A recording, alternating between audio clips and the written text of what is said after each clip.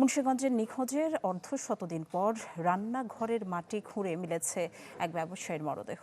এ ঘটনায় 4 জনকে গ্রেফতার করা হয়েছে। দুপুরে সংবাদ সম্মেলনে পুলিশ সুপার জানায়, গত 9 মে নিখোঁজ হন আওলাদ হোসেন। 23 মে তার ভাই সিরাজদি খান থানায় অপহরণ মামলা করেন। তদন্তে নেমে 4 জনকে গ্রেফতার করে পুলিশ। তাদের দেয়া তথ্যে গত মঙ্গলবার চাইনপাড়া গ্রামে নিহতের বাড়ির পাশে একটি রান্নাঘরে 10 ফুট গর্ত খুঁড়ে তার মরদেহ উদ্ধার করা হয়।